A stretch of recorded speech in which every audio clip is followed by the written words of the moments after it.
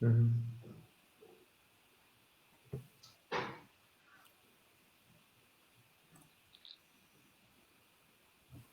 Boa noite, pessoal. Estamos ao vivo já, então, aqui, mais uma live da SBEC. Hoje, nossa oitava live, a gente vai falar sobre tantos morcegos. Aí a Daniela e a Maria vão dar conta de conduzir essa conversa e eu e o Henrique vamos ficar aqui na mediação para tentar responder todas as perguntas que surgirem. Então, sem mais delongas, porque uma hora passa correndo, vou passar a palavra para as duas já se apresentarem e começar a conversar. Obrigada, Cíntia. Obrigada, Henrique. É um prazer estar aqui. E hoje nós estamos aqui por um motivo muito especial, né? Hoje é o Dia da Mata Atlântica e na última sexta-feira, no dia 22 de maio, nós celebramos o Dia Internacional da Biodiversidade. E o tema desse ano escolhido foi As Nossas Soluções Estão na Natureza.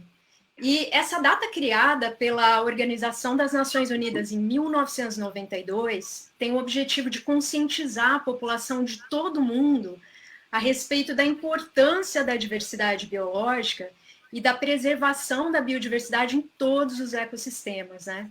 E nada mais sugestivo do que a gente começar essa live questionando o que significa diversidade, né?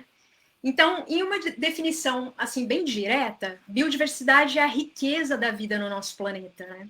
E isso inclui a diversidade dentro das espécies, entre as espécies e entre os ecossistemas que elas ocupam.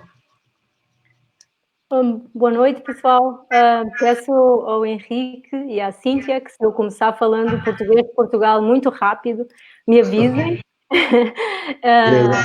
E na sequência do que disse a Dani, essa de facto é a verdadeira questão dos cientistas que estudam a biodiversidade, é responder a um conjunto grande de questões fundamentais. Uma dessas questões é quão rica e quão variada é a vida na Terra e como as espécies estão distribuídas pelo mundo.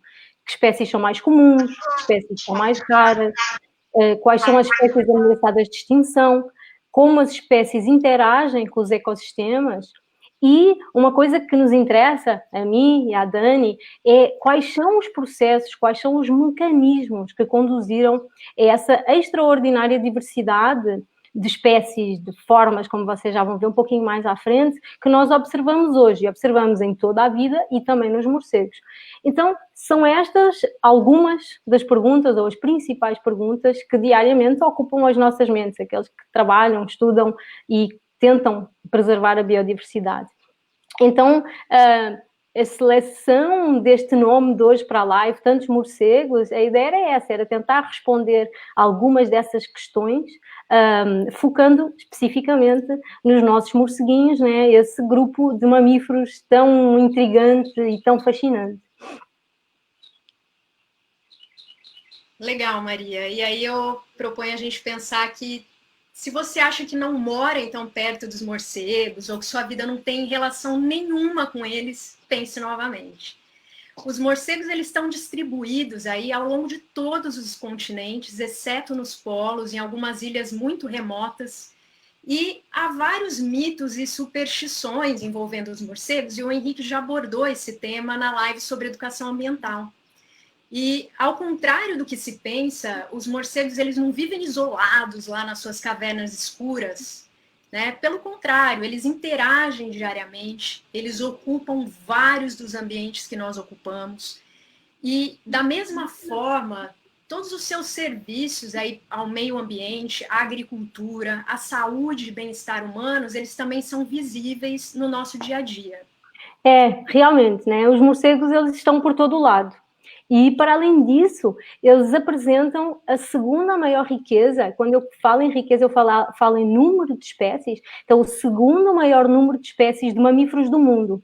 E em regiões como a nossa, e em particular em florestas tropicais, como a Amazônia e a Mata Atlântica, que nós estamos comemorando hoje, eles representam cerca de metade das espécies de mamíferos que nós encontramos nessas florestas.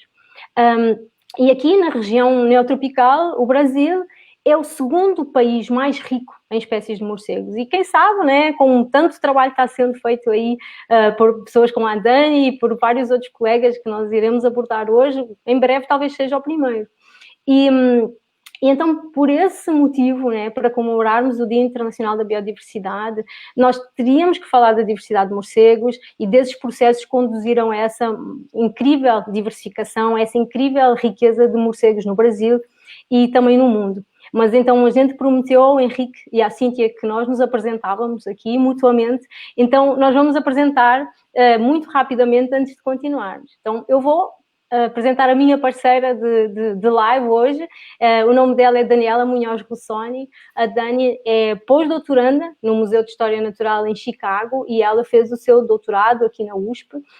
E a Dani faz um trabalho muito legal. Ela estuda morfologia de crânios e de esqueletos de morcegos depositados em coleções científicas, em coleções museológicas, para com isso tentar compreender esses mecanismos que geraram a diversidade, a evolução das espécies e a sua paixão, que nós partilhamos, né, é a biologia evolutiva, a ecologia e o uso, né, a utilização dos museus de história natural como meios de comunicação científica com o público e como verdadeiros repositórios que são dinâmicos de informação para documentar a biodiversidade.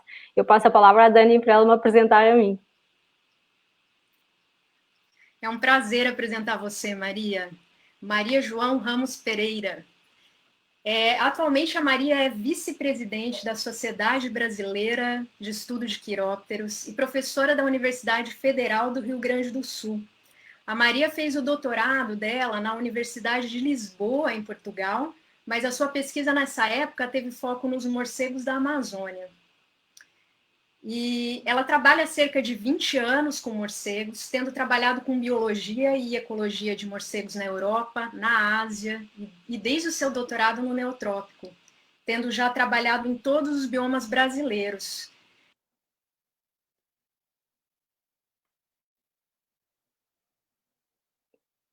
Ficamos sem rede.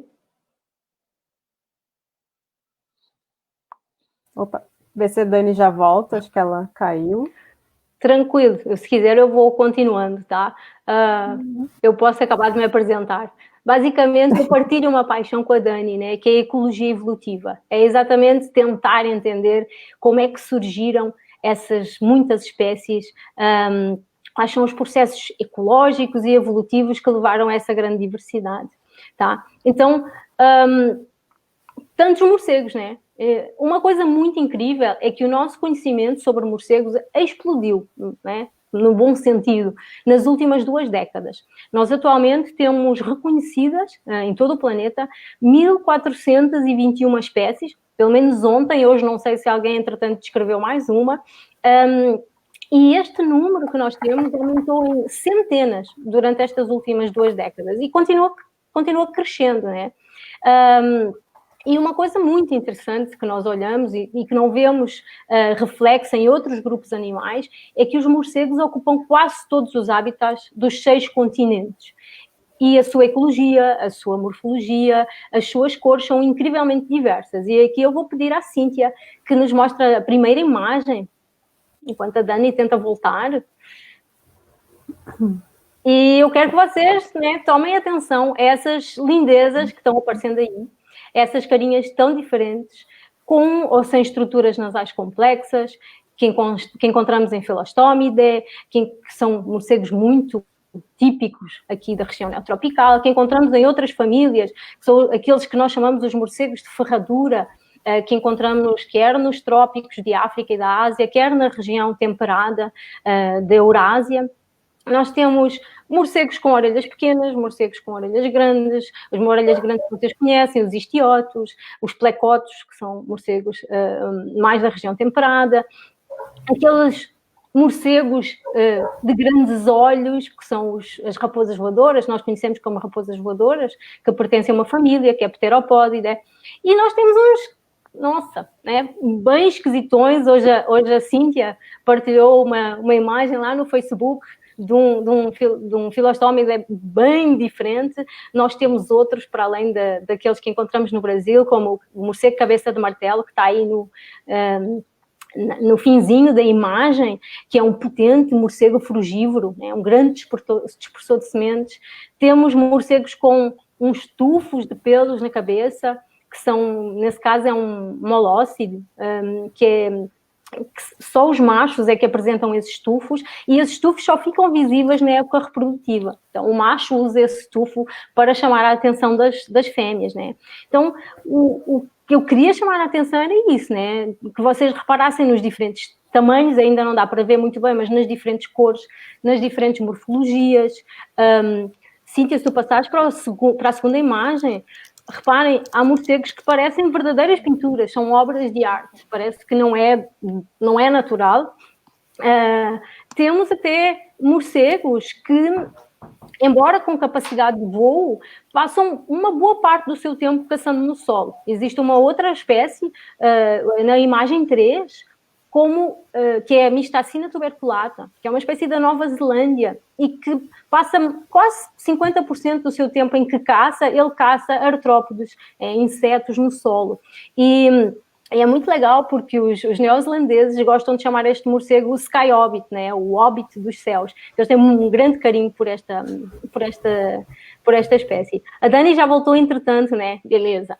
Então, eu vou passar a bola para ela, né, Dani? Porque os morcegos, né, são muitos e eu já falei de algumas coisas que os fazem serem muito diferentes, mas há mais coisas para chamar a atenção.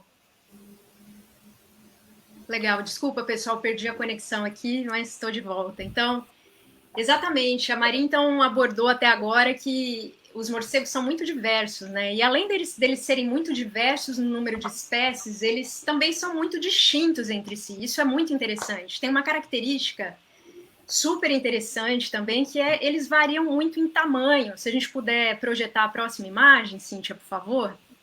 Claro. Nessa próxima imagem, a gente vai ver a menor espécie de morcego já conhecida. Ela se alimenta de insetos, aí na parte de baixo do slide. Ela é menor que o nosso polegar, ela tem aproximadamente 2 gramas, e no outro extremo a gente tem as chamadas raposas voadoras. Essas espécies estão distribuídas pelo velho mundo, se alimentam de frutas e podem chegar até a pesar mais de 1,5 kg. Então são extremos de tamanho corporal, né? Mas um ponto que é interessante aqui, a Maria já deve ter passado por isso, de falar sobre isso, é que a Maria falou de um total de 1.421 espécies de morcegos reconhecidos atualmente, né? E eu gostaria de chamar a atenção para o número das novas espécies descritas nos últimos 15 anos, né? No próximo slide, acho que a gente vai ter um mapa. E olhando esse mapa e os números presentes nesse mapa, a gente observa uma tendência, né? O número de novas espécies descritas aí, ela é maior para as regiões tropicais e também para aqueles territórios menos explorados, né? Com destaque, então, para a gente, para a América do Sul, África, Madagascar e Sudeste Asiático. E tem uma outra questão, Maria, que eu acho interessante a gente abordar aqui, é de que maneira que essa diversidade se distribui nas diferentes regiões do mundo. Ela se distribui de maneira aleatória ou existe um padrão de distribuição da diversidade? Então, Dani, tu já deste um spoiler, né? Nós realmente temos morcegos por praticamente todo o mundo, mesmo em regiões muito frias, junto ao Círculo Polar Ártico em particular, e em várias ilhas muito remotas e isoladas. Mas, como acontece em vários outros grupos animais, os campeões de diversidade em morcegos são as regiões tropicais, são os trópicos. Então, nós aí encontramos a maior riqueza de espécies de morcegos. E o processo ecológico e evolutivo que parece explicar este padrão de distribuição da diversidade parece estar associado ao facto de serem regiões com maior produtividade, são regiões que podem, por terem mais recursos, podem sustentar maiores populações, são regiões que têm maior diversidade de ambientes e que podem ser ocupados esses ambientes por diferentes espécies. A gente vai falar um pouquinho, dar alguns exemplos um pouquinho mais para a frente. Aqui o que eu queria chamar a atenção, a gente adora falar do ranking, né? Agora adora falar de campeões de qualquer coisa. Então, quem são os campeões da diversidade de morcegos, né? Então, o maior campeão, não é o Brasil, mas está ali no pódio, no top 3, é a Indonésia. A Indonésia tem, até o momento, descritas cerca de 219 espécies de morcegos, e tem mais morcegos do que qualquer outro país até o momento. E isso, de facto, parece estar associado com o facto da Indonésia ser um arquipélago que é constituído por 13 mil ilhas espalhadas pela linha do Equador, no Sudeste Asiático, e, portanto, tem uma grande diversidade de ambientes, tem ambientes muito distintos nesses milhares, né, nessa mais de dezena de milhares de ilhas. E, na sequência, né, logo na cola, vem a Colômbia, aqui nosso vizinho, que tem 195 espécies de morcegos. E essa riqueza parece ser explicada devido à vasta gama de condições ecológicas que esse país apresenta, né? Que vai desde zonas costeiras, passa pelos Andes, vem até à floresta amazónica, tá? E o Brasil vem logo ali colado à Colômbia. Nós estamos ali, né, sempre lutando aqui pelo segundo lugar, com atualmente 182 espécies reconhecidas, e todas elas, né, adaptadas de forma incrível para viverem praticamente todos os ambientes que nós temos aqui no país. E já que hoje é o dia da Mata Atlântica, vamos falar um pouquinho dos biomas brasileiros, né? Nesses biomas, né, nós temos 3 deles que são extremamente ricos em espécies. O que tem mais espécies, né, como provavelmente já todos desconfiam, é a Amazónia, com mais de 140 espécies de morcegos descritos. Depois vem a Mata Atlântica, com ali coladinho nos 100, e o Cerrado também, quase colado ali na Mata Atlântica. E depois temos outros biomas que já abordámos até em outras lives, né, como a Caatinga, ou o Pantanal, ou o Pampa, que é o eterno desconhecido e negligenciado, que, embora com menos de 100 espécies cada um, tem espécies com características muito especiais, tá? A Dani vai falar um pouquinho disso mais à frente, mas a Caatinga é muito rica em morcegos nectarívoros, né? Morcegos que se alimentam de néctar. Se a Cíntia, se puderes colocar, por favor, a nossa imagem, acho que é número 6, né? Com o Cheronicteres vieirae, né? Um nectarívoro praticamente obrigatório, né? Que evoluiu no sentido de explorar o néctar das flores. Ou o Pantanal, que embora não seja um bioma tão rico como a Mata Atlântica ou o Cerrado, por exemplo, é capaz de sustentar, por ser muito produtivo, é capaz de sustentar populações muito abundantes de algumas espécies, onde encontramos, por exemplo, enormes populações de Noctilio albiventris, que deve ser a imagem logo a seguir, e temos o Pampa, que é um bioma ainda pouco estudado, mas nós, até a Cíntia está aqui comigo, que está trabalhando exatamente nisso, que tem menos registros, menos espécies, mas com alguns animais que são mais típicos do sul, que são animais mais típicos, digamos, de regiões mais frias ou com maior amplitude de temperaturas, né? E, por exemplo, um deles que está aí é um sonho de captura que ele tem, que é o Eumopsis patagónicos, que é o que vem na sequência. Dani, como é que a gente, né, documenta esta biodiversidade? Gurias, eu posso fazer uma intromissão aqui? Claro, claro. Temos uma pergunta aqui que vem bem no contexto do que a Maria estava falando. A Juliana Appel pergunta qual bioma dentro do Brasil que tem mais potencial de descobrir novas espécies? Ou são todos o mesmo? Bom, vou começar por responder, depois passo a palavra para a Dani. Oi, Ju, tudo bom? É uma pergunta muito interessante. Na verdade, nós temos trabalhos, né? Inclusive há um artigo que foi publicado pelo Henrico, a Ludmila, o Ricardo Machado, em que eles mostram que uma grande parte do território brasileiro continua muito subamostrado. E inclusive, eles mostram que a este ritmo nós iremos demorar 200 anos para amostrar todo o território do Brasil. Isso significa que nós temos potencial de descoberta de espécies em qualquer um dos biomas. Claro que quando nós estamos a ver falar. Uma coisa é descobrir novos registros de uma espécie em biomas diferentes, e outra coisa é descobrir novas espécies para a ciência. Claro que regiões remotas, mais isoladas, que de facto nunca tenham tido qualquer tipo de exploração, têm bastante potencial para ter espécies novas. Mas uma coisa que eu acho muito interessante é que mesmo em locais que são extremamente bem conhecidos, como por exemplo a Europa, e eu tenho essa experiência, vira e mexe e há uma espécie nova que é descoberta num local onde já todo mundo capturou muito tempo, ou teve a estudar há muito tempo. Então, eu acho que a Mata Atlântica é o bioma que nós, né, exploramos mais, mas ainda assim, se nós formos a olhar, uma das últimas espécies descritas é exatamente para a Mata Atlântica. Então, eu acho que eles talvez estejam em algum pé de igualdade, embora a Amazónia, pela sua extensão, pelo facto de ainda ter muitas áreas muito preservadas, possa ser um potencial, né, manã de novas espécies. Não sei o que é que a Dani acha sobre isso. Eu concordo com você, Maria, com relação à Mata Atlântica, com relação aos outros biomas, né? A Amazônia, eu acho que ainda tem bastante lacuna de conhecimento para todos esses biomas aí. E muita gente acaba perguntando para a gente como que a gente documenta essa biodiversidade, né? Como que são descobertas novas espécies, né? E aí, novas espécies, elas podem ser descobertas em trabalhos de campo. A gente vai a campo, faz um esforço amostral, instala as redes de neblina, tudo um indivíduo lá que a gente jamais havia visto antes, né? Além disso, hoje a gente tem muitas tecnologias que fornecem informações sobre a diversidade das espécies, né? E um exemplo para isso, acho que é o uso de equipamentos acústicos no levantamento das espécies, né?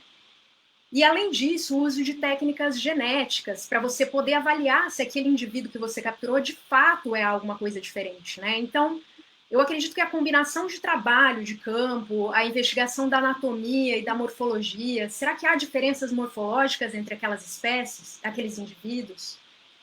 O uso de dados acústicos e técnicas moleculares também, ao longo do tempo, tem aprimorado muito o que a gente sabe sobre a biodiversidade, né? Isso certamente se reflete nos números, nesse aumento constante de número que a gente vê de espécies descritas, né, nos últimos anos. E aí, Maria, eu queria chamar a atenção para um ponto que eu acho super interessante com relação à descoberta de novas espécies e que, às vezes, os achados mais surpreendentes, eles estão ali do nosso lado e não lá longe, né? E aí, Cíntia, você pode projetar a próxima imagem, por favor? Claro. E essa espécie gigante de morcego, com mais de 1 metro de envergadura, ela não tinha nome até recentemente.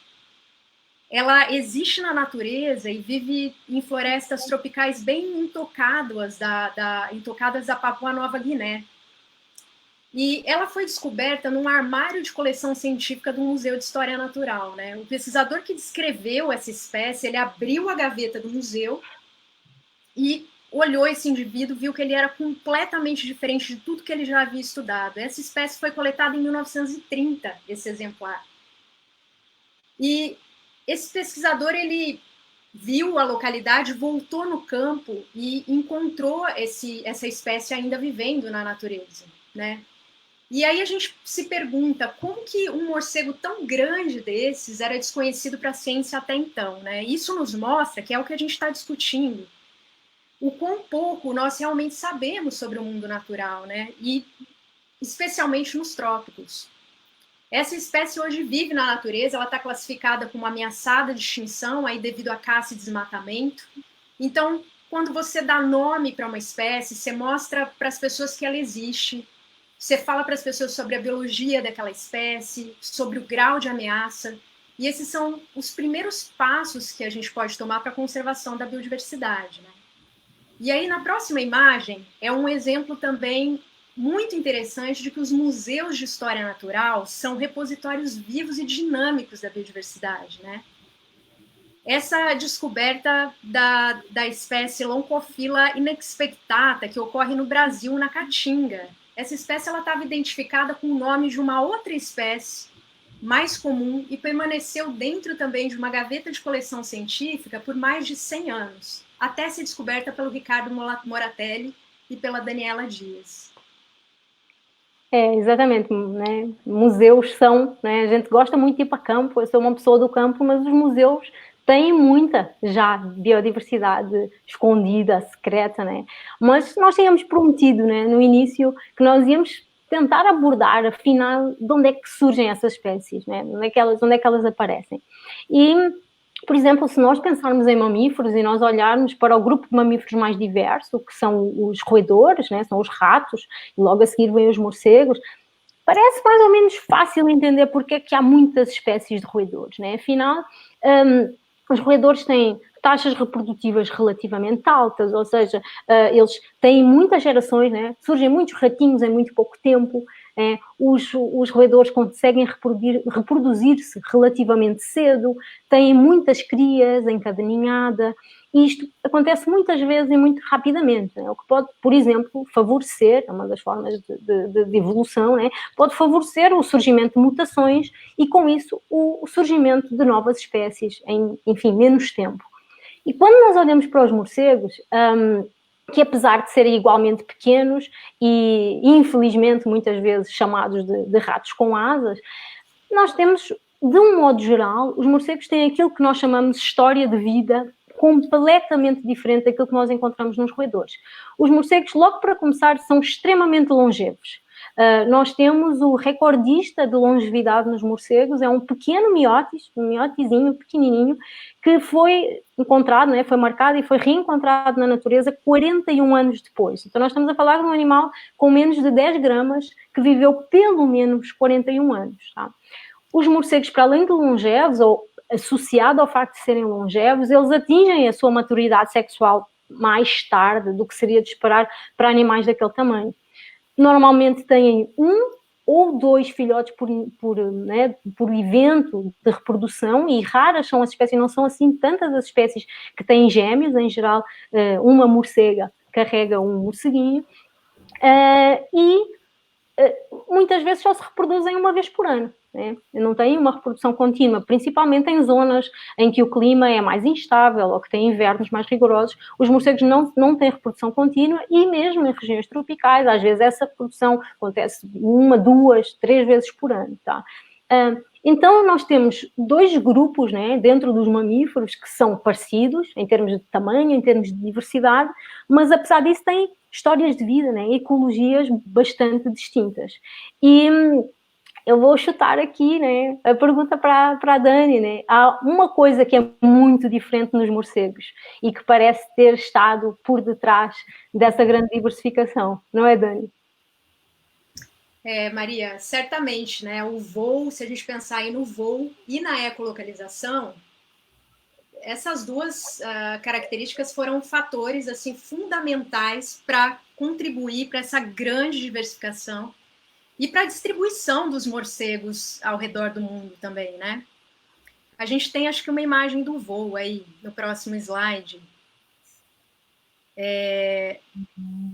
O voo é uma... Acho que é a próxima. Próxima imagem. E o voo é uma característica única dos morcegos entre os mamíferos, né? Algumas espécies de mamíferos, elas conseguem planar, mas o voo, propriamente dito, é exclusivo dos morcegos, né? E com relação a essa questão da taxa de reprodução, Maria, eu acho que uma hipótese que poderia ajudar a explicar essa diferença entre roedores e morcegos é que esse aumento na capacidade de deslocamento proporcionada pelo voo pode ter exposto esse grupo a diferentes pressões de seleção e levado aí a uma diminuição nas taxas de mortalidade e, consequentemente, nas taxas de reprodução. Aí uma outra característica super interessante, que eu acho que vale a pena a gente falar aqui, é a evolução da ecolocalização, né? Que também nos ajuda a explicar essa incrível magnitude de variação de tamanho que a gente observa nos morcegos e que eu mostrei naquele slide inicial, a raposa voadora, que pode chegar a quase 1,5 kg, e aquele insetívoro pesando 2 gramas, né? E a gente sabe que nem todos os morcegos ecolocalizam, né? Eu estou falando da ecolocalização produzida na laringe. E, por exemplo, a gente sabe que nas raposas voadoras, que estão distribuídas no Velho Mundo, esse tipo de ecolocalização é ausente.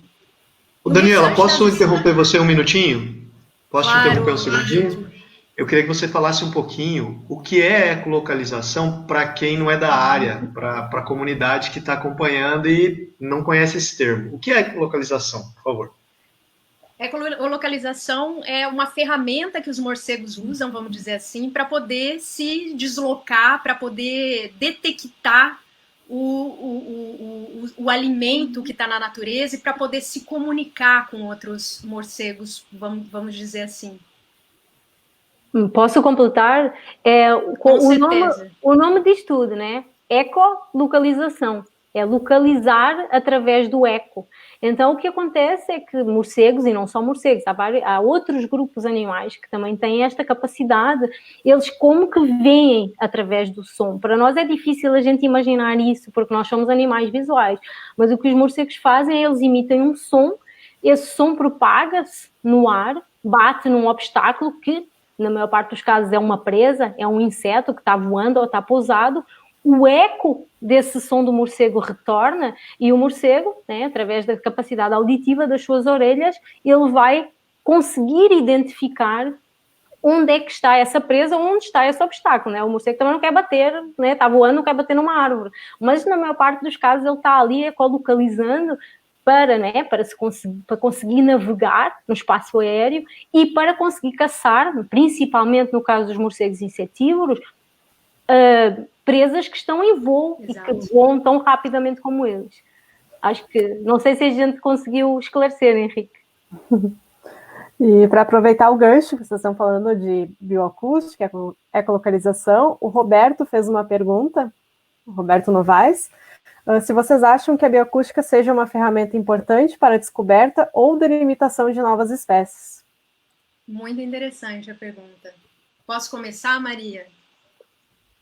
Eu acredito que uma abordagem integrativa, né, se a gente juntar aí a morfologia, a genética, a bioacústica, né, se a gente juntar a morfologia linear, né, tipos de medida, com morfometria geométrica, eu acho que juntando, fazendo essa abordagem integrativa das ferramentas que a gente tem, eu acredito sim que seja uma ferramenta, que seja uma variável muito interessante para a gente poder delimitar ou descrever novas espécies. O Roberto sabe a minha opinião sobre essa pergunta. Eu, claro, né, a acústica é fundamental. Ela, na prática, muitas vezes, é ela que sugere, é ela que dá pistas quando nós gravamos animais que nós achamos que são a mesma coisa, que são morfologicamente muito próximos, mas elas estão emitindo um som que é algo diferente. Opa, há aqui qualquer coisa que nós temos que procurar. Podem ser, né, populações de uma mesma espécie, que, enfim, uma população se especializou numa determinada presa, mas isso, até ao longo do tempo evolutivo, pode conduzir ao surgimento de novas espécies. Então, sem dúvida nenhuma que a acústica, junto com outras ferramentas, eu não consigo ver, né, essa coisa de descrever espécies sem usar diferentes critérios, ela é fundamental. E Dani, aproveitando que tu mostrou uma imagem ali do morcego voando, falou um pouquinho do voo, o Ronaldo que fez uma pergunta, como que os filhotes não caem, visto que também ficam de ponta cabeça logo que nascem? Eu não sei se eu tenho uma resposta para essa pergunta. Imagino que eles fiquem ali totalmente agarrados, mas eu não sei os mecanismos exatos assim para explicar isso, né? Bom, no nascimento, muitos, né? O finalzinho da membrana, aquela membrana que os morcegos têm nas asas, muitas vezes, dependendo das espécies, ela prolonga-se até às perninhas do morcego e ela faz como assim uma cama elástica quando a mãe está dando à luz e a mãe segura o morceguinho. Quando a mãe não tem esse finalzinho dessa membrana, algumas espécies não têm essa membrana, a mãe se dobra completamente para o morceguinho pequenino não cair. E a maioria das espécies, ou muitas espécies, têm a possibilidade em que os morceguinhos vão agarrados à mãe.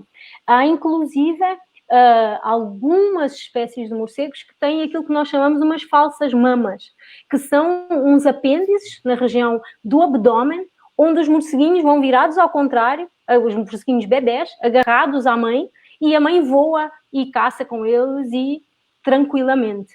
Então, é uma coisa absolutamente incrível. As morcegas, de facto, são super mães no mundo animal. Legal. A gente estava falando da ecolocalização numa abordagem mais evolutiva, mas acho que é interessante a gente também colocar, Maria, como que o voo pode influenciar a distribuição das espécies nos diferentes habitats, né? E como que essa especialização do voo e a determinados tipos de ambientes se relaciona com o surgimento de novas espécies também.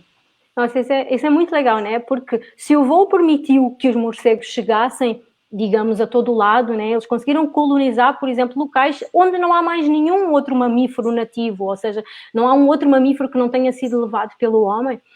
O que é muito legal é quando nós começamos a olhar mais detalhadamente para os diferentes ambientes, nós vemos que o voo permitiu aos morcegos fazer algo que nós, por exemplo, não conseguimos fazer sozinhos, que é explorar o ambiente em 3D. Os morcegos exploram o ambiente em 3D, eles exploram o ambiente em espaço aéreo, né?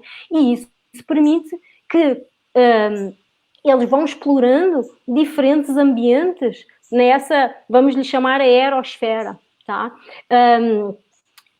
O que eu vou dar aqui um exemplo, então. Cíntia, se tu puderes, por exemplo, passar aí aquela imagem da floresta, né?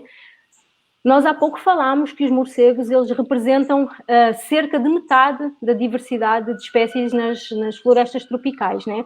E isso tem exatamente a ver com isso, né? Quando nós olhamos para os diferentes estratos verticais que existem nessas florestas, né? Nas florestas tropicais, isso abre um mundo enorme de possibilidade de exploração de diferentes ambientes em altura, né?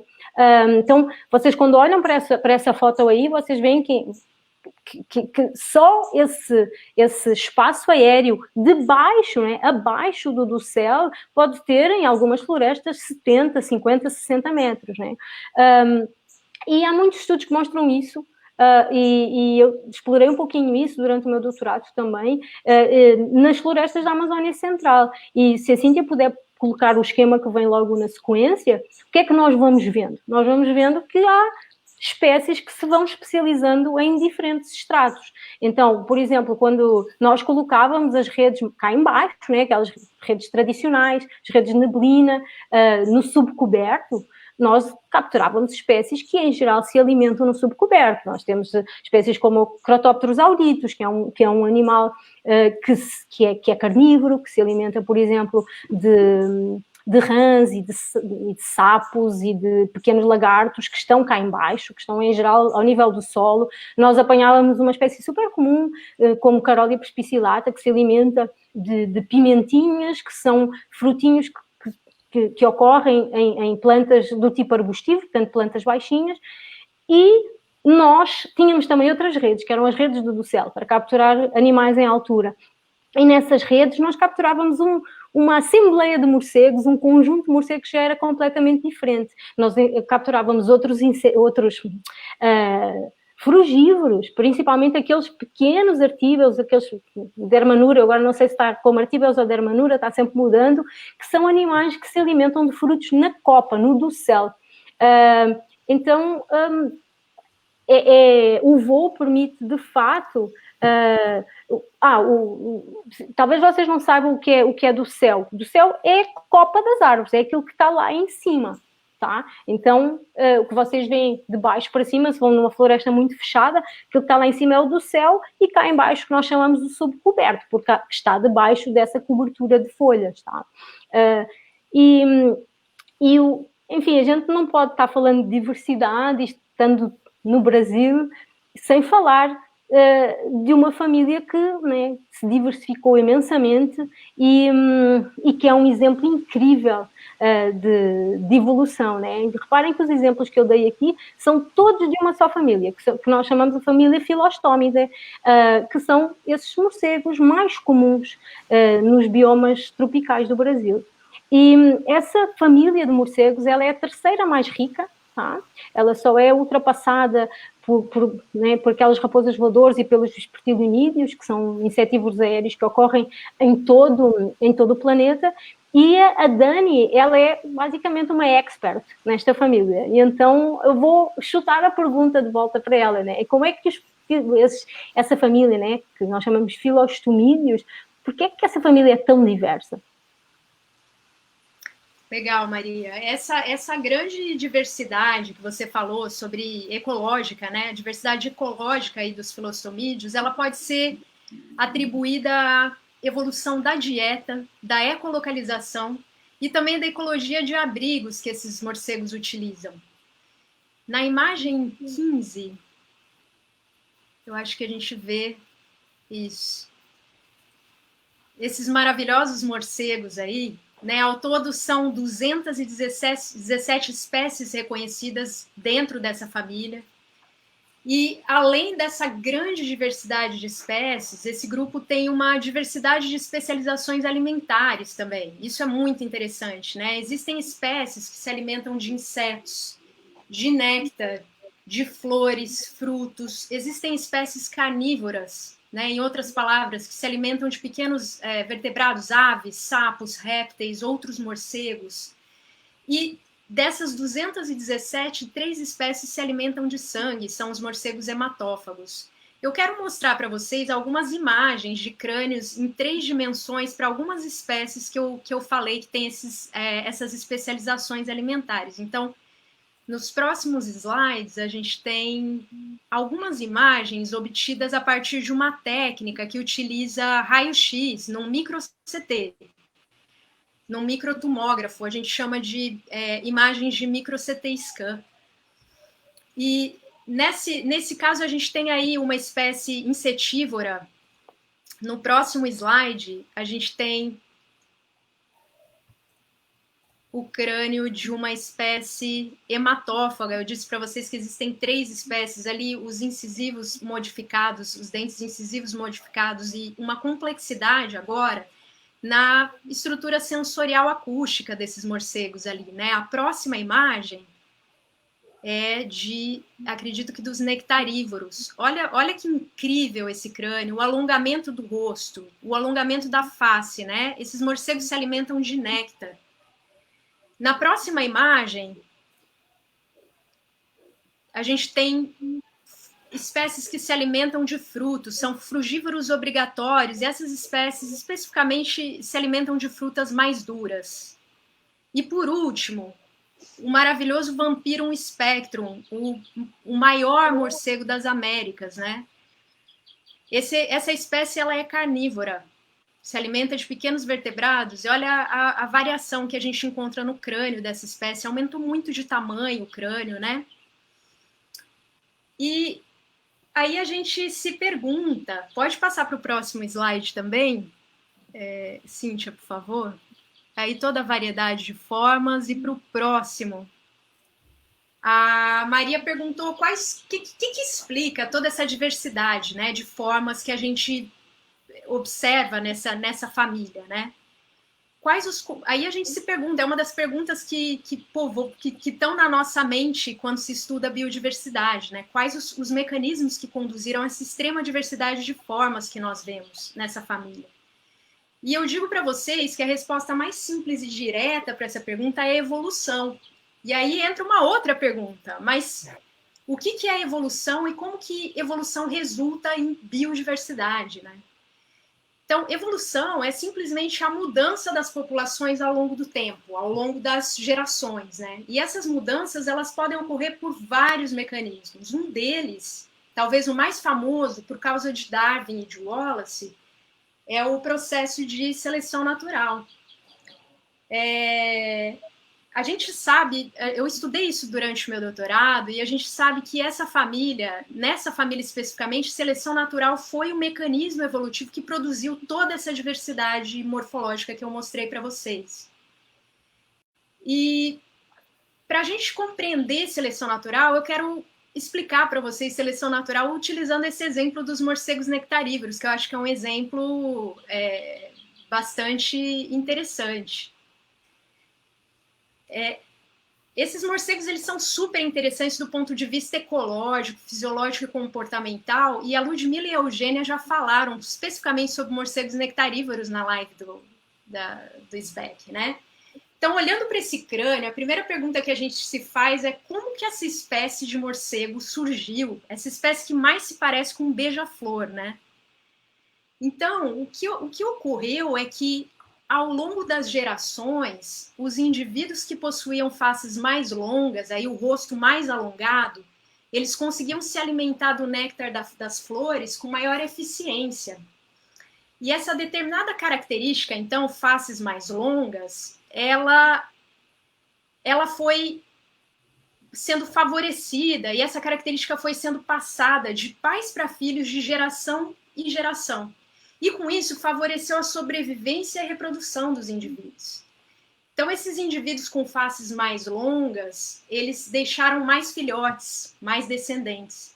E essa característica foi se tornando cada vez mais comum na população, né? Ou seja, essa característica foi aumentando de frequência na população.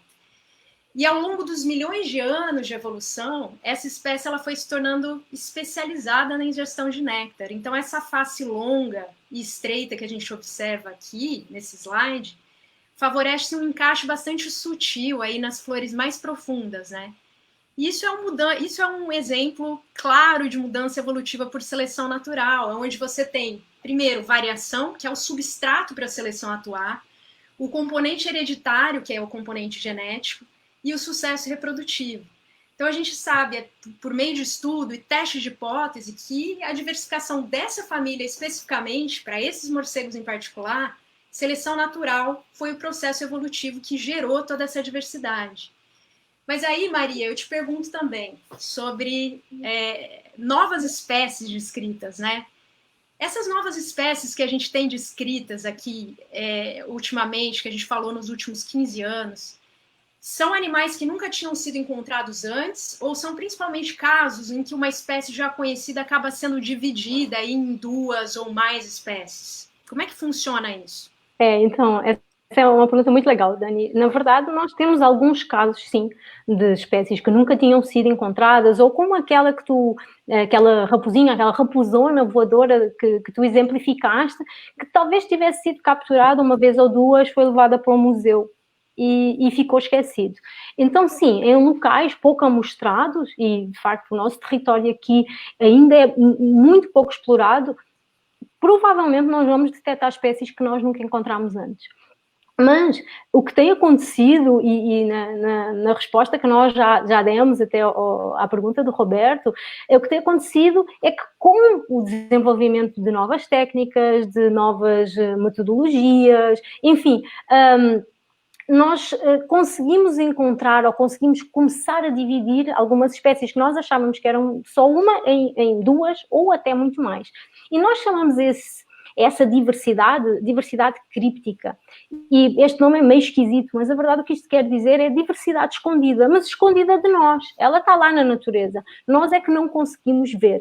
E nós trabalhamos muito com os olhos, nós usamos muito pistas visuais, nós usamos muita morfologia, né? O aspecto, o formato, a forma, para separar as espécies. Mas há algumas pistas para além dessas, né? O comportamento, a própria acústica, como nós já falámos, e eu sei que nós estamos ficando sem tempo, mas há um exemplo que eu guardei, né, e vou pedir à Cíntia que passe, porque já agora a gente fecha em grande estilo. Há um exemplo pelo qual eu tenho muito carinho, né, que é o caso de uma espécie que ocorre lá na minha terra, em Portugal, ocorre em toda a Europa, que se chama pipistrelos, e nós chamamos o morcego pigmeu. É parecido com um pequeno miotis. São animais gregários que formam colónias muito grandes em habitações humanas, muito parecido àquilo que ocorre aqui com os molossos e os tadárida, e lá pelos anos 90, alguns pesquisadores começaram a usar a acústica como ferramenta e começaram a entender que havia uns bichinhos, algumas, né, que ocupavam alguns prédios e emitiam numa determinada frequência, que era 55 kHz, até vou dizer frequência, e um outro grupo de bichinhos emitia a 45 kHz. E nós, na altura, eu ainda não estava trabalhando com morcegos, mas os pesquisadores achavam que isto era tudo a mesma coisa.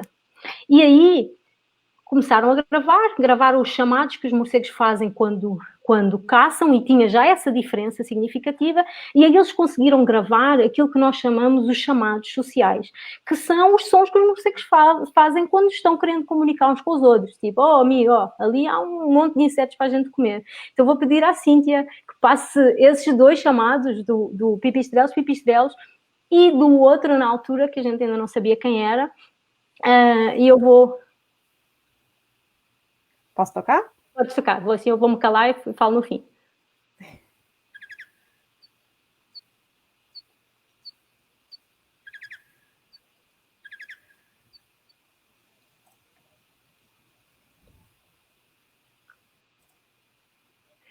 E isto é um chamado social, né? Um chamamento social, como nós dizemos lá em Portugal. E nós começámos a ver que, né, através, esses animais comunicavam de maneira diferente.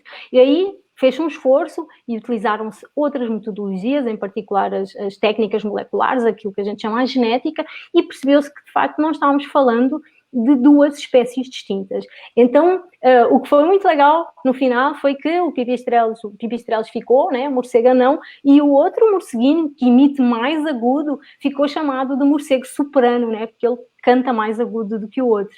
Então, este acho que é do morcego soprano. Cíntia, podes passar.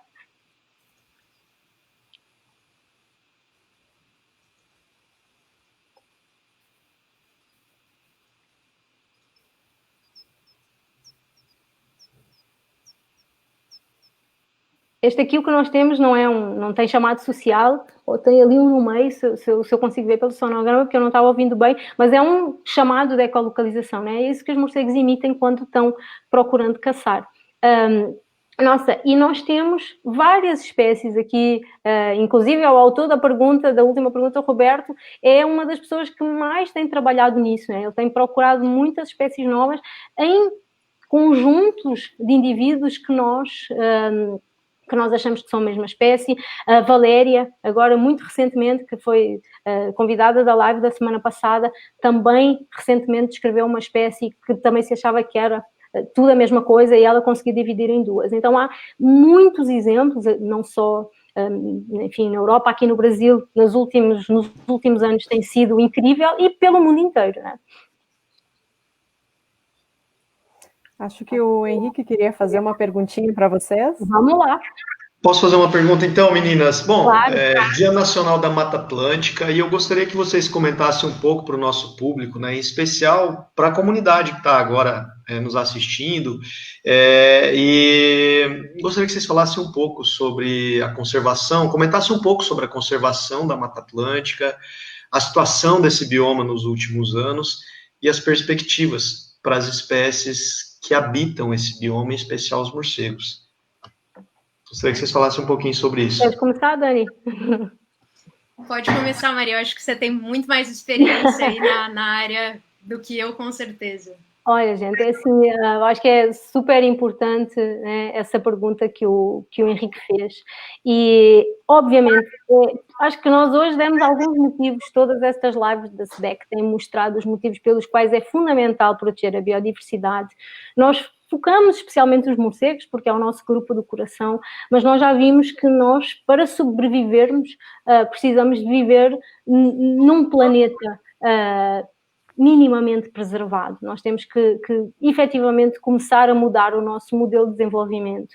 E nós estamos passando agora por uma pandemia que claramente resulta do facto de nós não termos sabido lidar bem com a natureza. Nós estamos criando situações para a ocorrência de pandemias porque estamos depredando os ambientes naturais. Então, é fundamental preservar a biodiversidade, e a Mata Atlântica não é exceção. E a Mata Atlântica é um dos biomas, né, que alberga as cidades mais populosas do Brasil. Ela sofre imenso com urbanização, com destruição para a agricultura, para produção de madeira, enfim. Então, é fundamental que nós consigamos, no caso da Mata Atlântica, e porque hoje estamos falando desse bioma, que nós consigamos preservar o que ainda nos resta e, eventualmente, né, tentar regenerar algumas regiões que nós já modificamos, né, que nós não destruímos completamente, mas que já modificamos. E nós, no Brasil, nós temos várias espécies de morcegos que estão ameaçados, tá? Então, e muitas delas, não estando ameaçadas, nós na verdade não sabemos se estão ameaçadas, elas são insuficientemente conhecidas, nós sabemos muito pouco sobre elas. E uma grande parte destas espécies insuficientemente conhecidas, elas estão também na Mata Atlântica, tá? Então, nós precisamos olhar com atenção, né, com carinho, desenvolvendo ações de conservação, ações de manejo, lutando, batalhando por políticas públicas, né, para garantir a sobrevivência dos morcegos, mas da biodiversidade e destes ambientes como um todo. Estes ambientes funcionam como um superorganismo, eles funcionam todos em conjunto. E isto, acho que é fundamental dizer que isso passa por impedir mais relaxamentos à legislação ambiental, que nós temos assistido nos últimos tempos. A legislação tem sido massacrada nos últimos tempos. Nós temos que garantir que ambientes fundamentais para morcegos e não só sejam preservados, como nós vimos muito bem na live da semana passada com a Valéria e o pessoal da Sociedade de Espélio, que são as cavernas. Passa por regular de uma forma muito séria, muito comprometida, o uso, a utilização de agrotóxicos que são tão prejudiciais aos morcegos e à nossa saúde e a muitas outras espécies. E passa também por reivindicar meios humanos, meios financeiros para agentes ambientais, para as pessoas das unidades de conservação e a nós também, cientistas. Tá? Então, é muito importante, acho que essa pergunta do Henrique fecha super bem, porque de facto nós estamos vivendo num momento complicado do ponto de vista da conservação da natureza, da preservação do ambiente, mas é neste momento que nós temos que ser mais fortes, né? Não é quando as coisas estão fáceis que nós temos que lutar, aí temos que ir com a maré.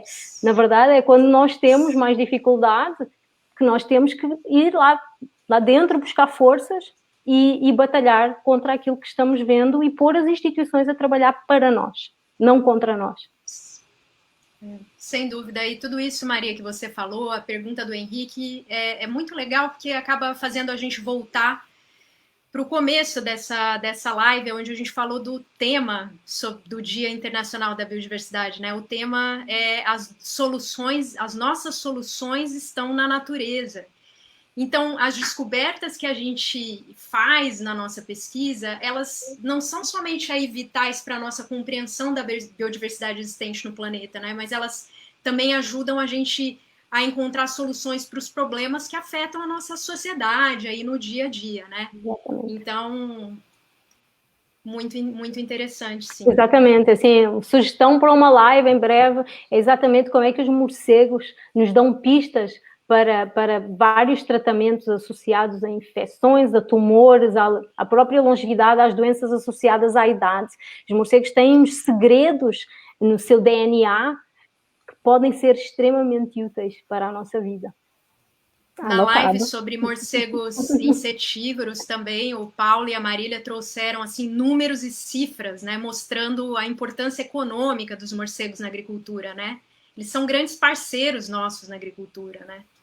Então, muito legal. Para a gente começar, então, a encerrar a live, né? Infelizmente, estamos chegando aqui no limite do nosso tempo. Tem uma pergunta aqui, e depois dessa pergunta, se vocês quiserem fazer um encerramento, algo que vocês ainda querem dizer sobre a live de vocês, então fiquem à vontade. Eu vou fazer a pergunta do William. Ele está perguntando se um jovem estudante, pesquisador, que quer trabalhar com morcegos no Brasil, poderia focar em qual área, qual linha de estudo? Quais são as principais lacunas, considerando a pesquisa básica, aplicada, sustentabilidade e educação ambiental? Muito legal a pergunta. Muito legal. Eu vou dizer uma de caras, mas podia dizer esta ou mais 5, William. Um abraço para ti. História natural. Nós sabemos muito pouco sobre história natural. Nós temos, por exemplo, um monte de espécies que habitam nos nossos prédios e a gente sabe muito pouco sobre a história daqueles animais, com quantos anos se reproduzem, como é que as fêmeas e os machos se encontram para se reproduzir, quantos filhotes têm efetivamente por cada vez que se reproduzem. Então há um conjunto de informações que parecem muito básicas e que nós não sabemos nada. Tá? E outro seria ecologia populacional. Nós precisamos saber quantos bichos estão por aí. Só assim é que a gente consegue entender se uma espécie está muito ou pouco ameaçada. Com quantos indivíduos consegue uma população subsistir? Mas, enfim, eu disse isto só para fugir um pouquinho da ecologia e da evolução com que eu mais trabalho, porque são áreas, porque eu acho que são áreas que estão, de facto, precisam ser exploradas. Há muita coisa para descobrir. E tu, Dani? É a tendência de puxar logo para a área da biologia evolutiva, ecologia, mas sem dúvida, a história natural está por trás de tudo isso, né? Então, a minha dica é comece a trabalhar com o que te encanta mais mesmo. Eu comecei a trabalhar com morcegos só no doutorado, e eu tenho aprendido cada vez mais sobre eles e amo trabalhar com eles. Então, assim, vai mesmo, investe e sem dúvida. É muito interessante. Cíntia, se tu puderes pôr o último slide, se a gente ainda tiver tempo. O último slide? O último de todos, sim. Espera aí, vou chegar lá. Acho que ainda está aí no slide que nós te encaminhamos, tá? Então, esse foi o primeiro morcego que eu capturei, que eu tive na mão. E é isso que a Dani está dizendo. Se vocês olham para um animal desse e pegam ele na mão, e se não se apaixonam instantaneamente, então talvez não seja morcego com que vocês querem trabalhar. Mas certamente isso vai acontecer. E aí vai surgir um monte de perguntas que são necessárias responder e deem asas à imaginação, né? Podem trabalhar em qualquer área, não têm que ficar presos à mesma área, vão em frente. Sem dúvida. Sem dúvida. Eu tenho o primeiro morcego, a gente nunca esquece também, apresentado pela Valéria Tavares, muito obrigada, num campo na Amazônia. Maravilhoso, um tiróptera. Primeiro tiróptera que eu vi. Então, vocês querem fazer alguma consideração final? A gente já está no limite do nosso tempo, mas... Né? Eu estou aqui na categoria de convidada, mas como vice-presidente da SBEC atualmente, eu não posso deixar, primeiro de parabenizar Henrique e Cíntia, nossos secretários de Educação Ambiental, de Comunicação e Divulgação, por esta iniciativa. Eu estou completamente fã, eu não marco nada para as quartas-feiras a esta hora para assistir às lives e pedir a todo mundo, se quem visita o nosso site, visita as nossas redes, se vocês gostarem e apreciarem o nosso trabalho, façam-se sócios, juntem-se a nós, venham trabalhar connosco e qualquer sugestão, qualquer comentário, qualquer dúvida, por favor, acho que os nossos e-mails aparecem aqui em baixo, entrem em contato ou entrem em contato pelos meios da SBEC que chegarão a nós e nós iremos responder com todo o prazer. E agradecer muito esse convite e estar aqui com vocês essa horinha, passou num instante, muito rápido. Posso falar um pouquinho? Quero agradecer. Desculpa, Dani, fala. Eu quero agradecer o convite, um prazer imenso estar aqui. Parabéns demais pela iniciativa, fantástico. E eu gostaria de dizer que eu penso que é fundamental a gente comunicar a nossa pesquisa para o público em geral, né? Como forma da gente aí incentivar carreiras na ciência, nutrir curiosidade e o interesse pela conservação da biodiversidade. Então, muito obrigada mesmo pelo convite. Gente, muito obrigado e não poderia deixar de dizer que em meio a tantos morcegos, tantas ameaças, e no meio de tanta ameaça, no meio de tantos morcegos, nós estamos no meio e temos que levar informação às pessoas. Nós temos que levar informação, temos que chegar às pessoas. Imaginem só, cada um aí em uma parte do Brasil pode fazer alguma coisa em prol da conservação, em prol da divulgação científica e ser comunicador também. Então, por favor, envolvam-se cada vez mais. Obrigado. Então, Cíntia, vai puxar? Vou fazer o fechamento, então. Muito obrigada aos três por estarem aqui. As gurias foram... Nossa, foi sensacional a live, foi muito boa. O pessoal está adorando aqui, fazendo vários comentários. Henrique, obrigada pela parceria de sempre. Obrigado, Cíntia. Obrigado, Inês. Lembrando a todos que essa live vai ficar salva lá no YouTube da SBEC e vai lá também para o site da SBEC. Então, qualquer coisa que vocês perderam, queiram rever de novo, tá lá guardadinha. E para a próxima semana, então, a gente vai ter uma live vou dar um spoiler aqui, uma live sobre a Mata Atlântica, né, em específico, já que hoje era o dia da Mata Atlântica, a gente vai comemorar. Então, é isso aí. Muito obrigada, pessoal. Nossa, obrigada. Um abraço para vocês três, para todo mundo que está aí assistindo. Um grande abraço. Se cuidem, mas façam o que o Henrique disse. Se envolvam e façam o bem. Isso aí. Valeu, gente. Um beijo. Até mais. Abraço, noite, gente. pessoal. Ótima noite. Obrigada. Até mais. Até mais.